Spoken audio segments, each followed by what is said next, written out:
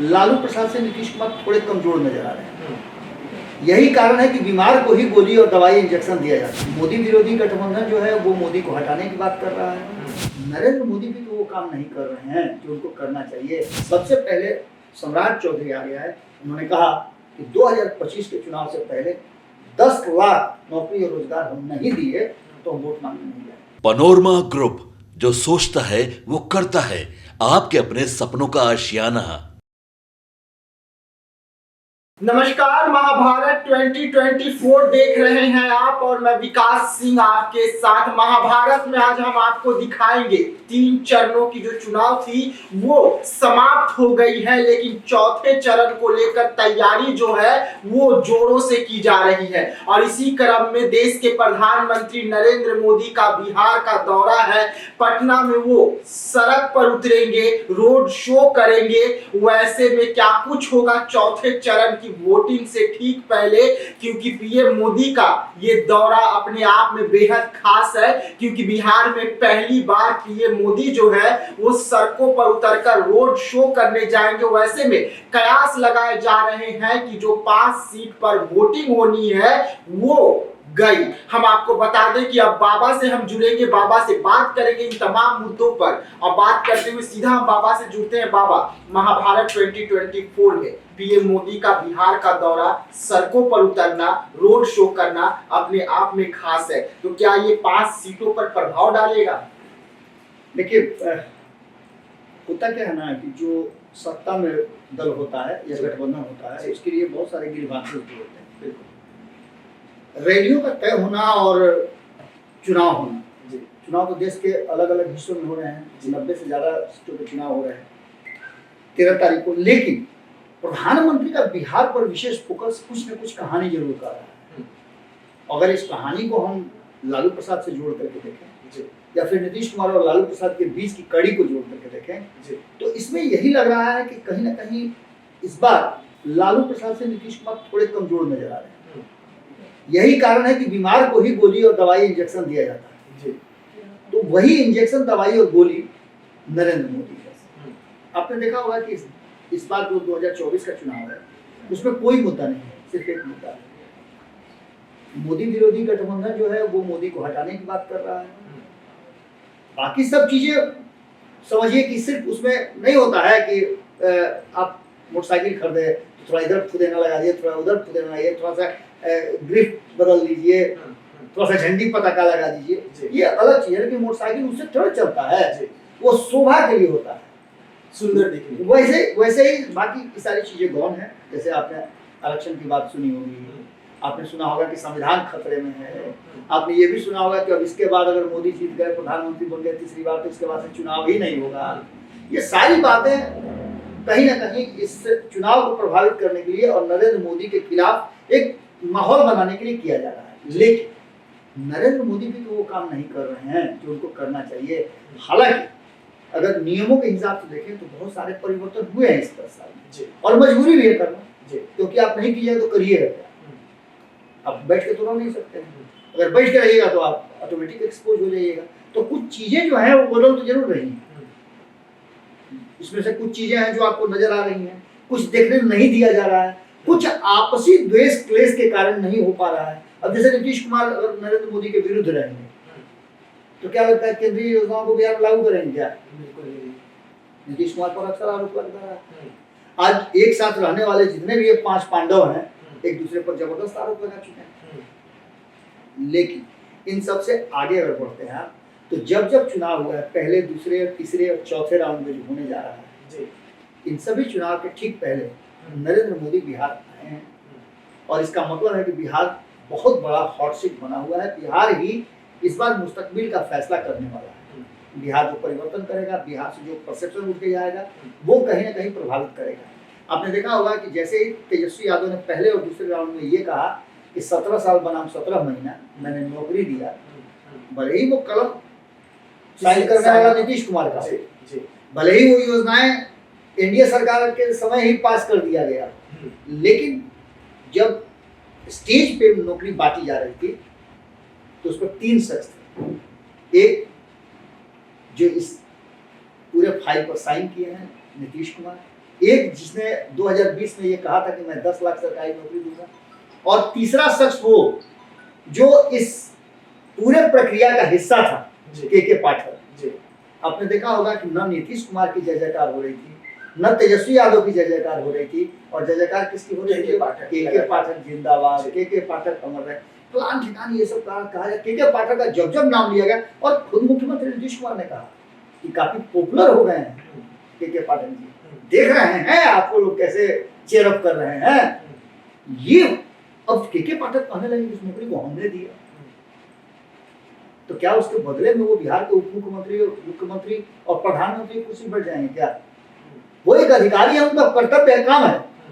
लेकिन अब इसके बाद जब तेजस्वी यादव को लगा, लोगों को खास करके भारतीय जनता पार्टी और उसके थिंक टैंक को, कि तेजस्वी यादव इस मुद्दे पर भारतीय जनता पार्टी को और एनडीए को थोड़ा सा लेट डाउन कर रहे हैं, सबसे पहले सम्राट चौधरी आ गया है। उन्होंने कहा कि 2025 के चुनाव से पहले 10 लाख नौकरी और रोजगार हम नहीं दिए तो हम वोट मांगने नहीं जाएंगे। दैट मीन्स कि एक मुद्दा सामने आ गया। अब हम बात जो कर रहे थे कि जो 5 सीटों पे चुनाव होने हैं, आखिर बिहार इतना हॉट क्यों बना हुआ है? और बिहार के साथ साथ एक और राज्य है जहां इसी तरह का माहौल है, महाराष्ट्र। ये दोनों मिल करके 98 सीटें देते हैं, 98। और इन दोनों जगहों पे अभी जो वर्तमान परिस्थिति है उसमें अधिकांश सीटें, बिहार की तो 40 में 39 है, यानी आप 99.9% कह सकते हैं। तो वहीं महाराष्ट्र में भी उसके पास उतनी ही लगभग सीटें हैं, भले ही 2 खेमे में बंटने के कारण कुछ सीटें इधर उधर हुई हैं, लेकिन उसके बावजूद भी 50% से ज्यादा सीटें हैं। तो इसका मतलब है कि ये दोनों एक निर्णायक भूमिका में है, और 272 के आंकड़े को पूरा करने में ये 98 सीटें बहुत महत्वपूर्ण है, क्योंकि इन 98 के बगल में 80 सीट यूपी का भी है, जहां ऑलरेडी भारतीय जनता पार्टी की सरकार है, जहां 70 से ऊपर सीटें जीत चुकी है। तो ऐसी स्थिति में इन तीनों राज्यों पे फोकस है, और बगल में आपका बंगाल है, जहां ये इस बार सर्वे आ रहा है कि 50% सीटें जो है इस बार भारतीय जनता पार्टी वहां से जीत के आई। गुजरात की बात अगर करें तो गुजरात में आप देखें कि निर्विरोध चुना गया, बाकी की जो 25-26 सीटें हैं उन सीटों पर भी यही आंकड़ा बैठाया जा रहा है। राजस्थान में भी लगभग यही है, मध्य प्रदेश में भी यही है। तो इन सारी चीजों को मिलाकर के खास करके हिंदी पट्टी के जो क्षेत्र है उन क्षेत्रों पे दबदबा बनाने के लिए और कहीं ना कहीं नरेंद्र मोदी को वहां खड़ा करके एक माहौल बनाने की कोशिश की है, जिसमें बिहार में सबसे ज्यादा माहौल बनाया जा रहा है। अब तक जो जिन सीटों पे चुनाव हुआ उसमें भारतीय जनता पार्टी की सीटें बहुत कम थी, लेकिन इस चौथे चरण में भारतीय जनता पार्टी की प्रतिष्ठा दांव पे फंसी हुई है, और ऐसे ऐसे लोगों की प्रतिष्ठा दांव पे फंसी हुई है, जिसमें से एक है जो अमित शाह के बाद सेकंड नंबर पे आते हैं, गृह राज्य मंत्री उजियारपुर से नित्यानंद राय चुनाव लड़ रहे हैं। इस बार आलोक मेहता के साथ जो उनका टक्कर है, आलोक मेहता जबरदस्त टक्कर दे रहे हैं। आलोक मेहता के साथ एक माहौल बन रहा है, एक एम्बियंस उनके साथ नजर आ रहा है जो कहीं ना कहीं परेशान कर रहा है। खुद अपने से आकर के यहाँ अमित शाह ने इनका प्रचार किया है उजियारपुर में। उजियारपुर के बगल में नरेंद्र मोदी जा रहे हैं हाजीपुर, वहां जाकर के सभा को संबोधित करेंगे, रैली करेंगे। पटना में आ रहे हैं, पटना में आकर के एक रैली करके पटना की राजधानी, बिहार की राजधानी से एक संदेश देने का कोशिश करेंगे।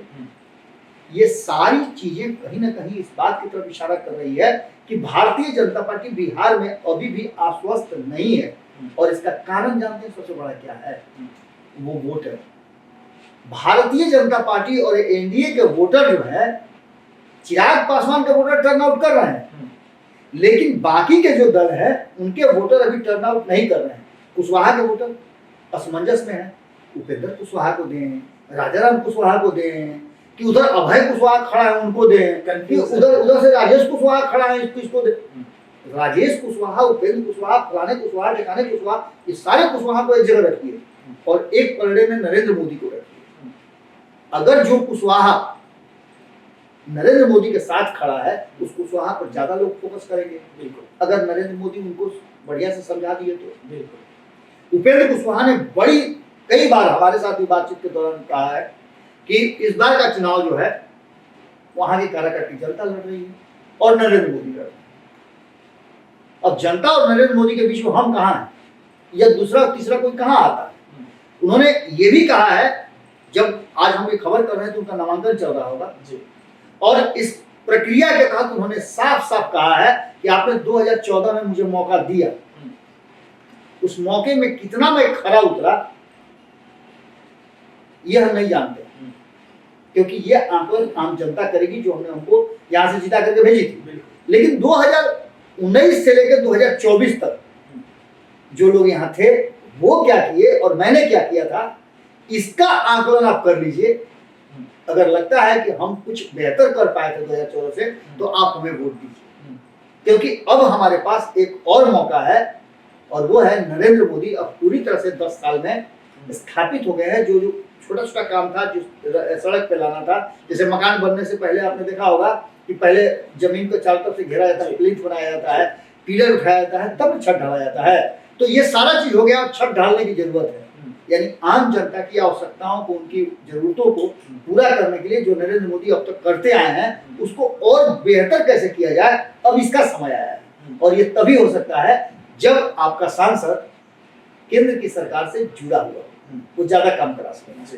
हालांकि सभी सांसद अपने अपने हिसाब से काम कराते हैं, लेकिन सत्ता में अगर जुड़े हुए हैं आप, अगर मंत्री, निश्चित रूप से कारागढ़ को एक मंत्री मिलेगा, तो कारागढ़ की जनता एक मंत्री को वोट करेगी या ऐसे लोगों को वोट करेगी जो जीतेंगे और जीत करके जाकर फिर फिल्म बनाने लगेंगे,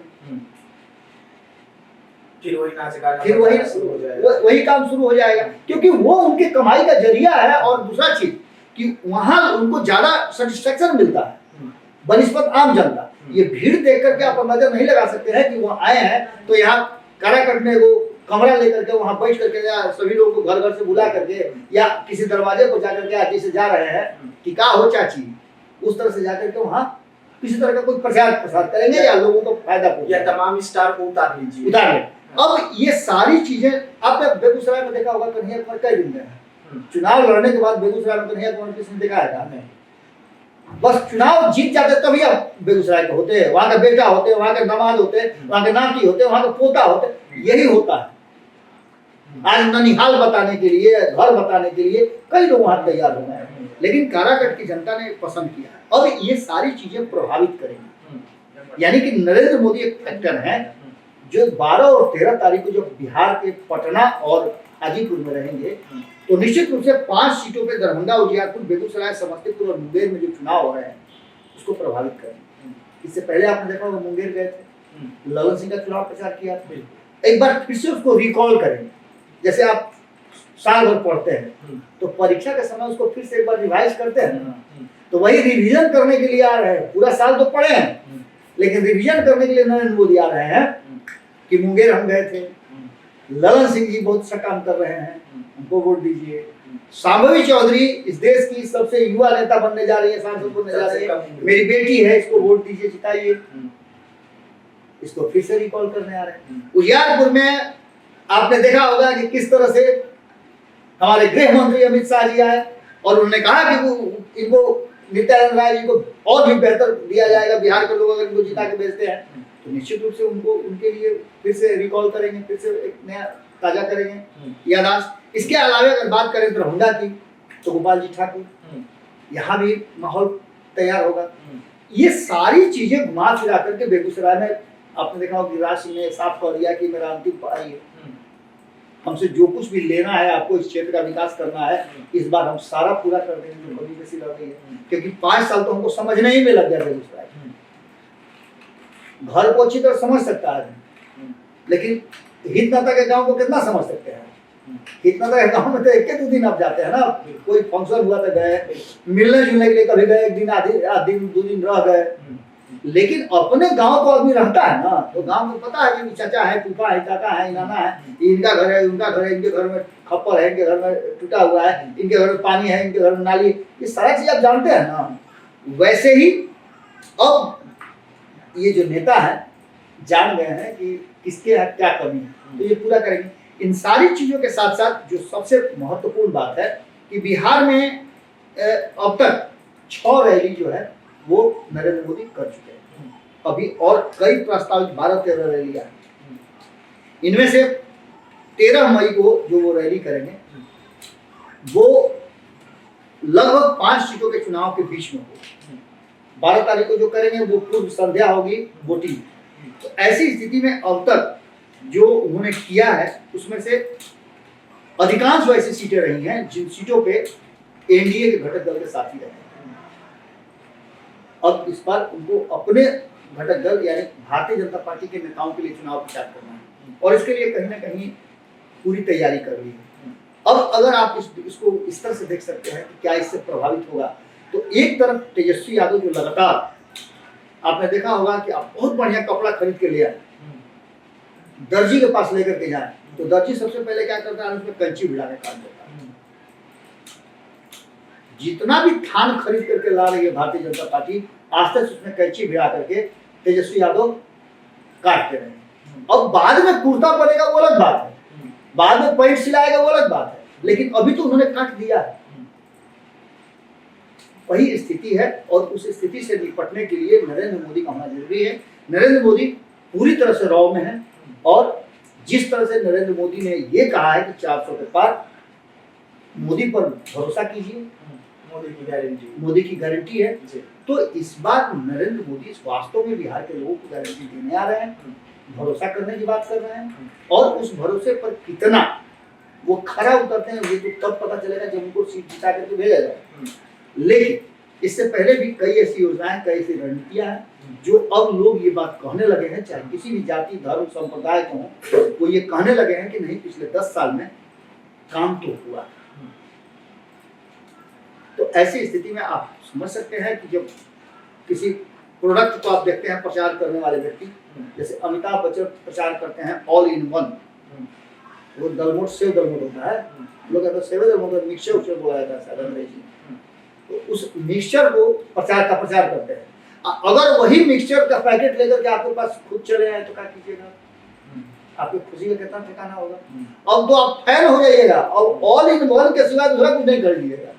अब ऐसा मत पूछिएगा आप कि हम ऑल इन वन का प्रचार कर रहे हैं, हम एक उदाहरण दिए हैं कि इस तरह की बात है। और भी कई प्रोडक्ट हैं जिसके अगर प्रचार करने वाले आपके चहेते स्टार हैं और वही आकर के आपको कहे कि ये लीजिए तो आपको कितना अच्छा लगेगा, इसे यूज कीजिए। वही नरेंद्र मोदी हैं आकर के बिहार के लोगों को बता रहे हैं कि भाई हम खुद ही आ गए हैं, तो अब आपको क्या चाहिए बोलिए। इसका असर कितना पॉजिटिव कितना नेगेटिव होगा ये मेरे कहने की जरूरत नहीं है, कमेंट बॉक्स में कुछ जानकारी दीजिए। जी हाँ, बाबा को सुन रहे थे। बाबा आपको समझा रहे थे कि महाभारत 2024 में बिहार की जो 40 सीट है वो पीएम मोदी के लिए हॉट सीट बनी हुई है और यही कारण है कि पीएम मोदी हर वोटिंग से पहले बिहार का दौरा होता है और जनता से सीधा जुड़ने की कोशिश करते हैं ताकि बिहार के जो 40 सीट है इस पर फतह हासिल कर सके। लेकिन जनता कितना पीएम मोदी से जुड़ती है ये तो देखने वाली बात होगी। लेकिन पीएम मोदी जिस तरीके से बिहार का लगातार दौरा कर रहे हैं वो महागठबंधन के लिए खतरे की घंटी है, क्योंकि पीएम मोदी बिहार का खुद मोर्चा संभाल रखे हैं। ऐसे में देखने वाली बात होगी कि जब पीएम मोदी का अब दौरा होने वाला है, पटना की सड़कों पर उतरने वाले हैं, उसको लेकर महागठबंधन की ओर से क्या कुछ कहा जाता है। पीएम मोदी जब उतरेंगे सड़कों पर तो माहौल क्या बनेगा और इसका कितना फायदा एनडीए को मिलेगा। तो ऐसे तमाम खबरों के लिए आप बने रहिएगा हमारे साथ। दीजिएगा इजाजत, धन्यवाद। पनोरमा ग्रुप, जो सोचता है वो करता है। अगर ये वीडियो पसंद आई और वह बिहार के राजनीति और बिहारियत से सरोकार रखेनी तो सब्सक्राइब बटन दबा के चैनल के सब्सक्राइब कर ली। ओजे एगो घंटी बा, ओकरा बटन दबा देला से कुल सटीक और मारक खबर रुआ मुफ्त में मिल जाई।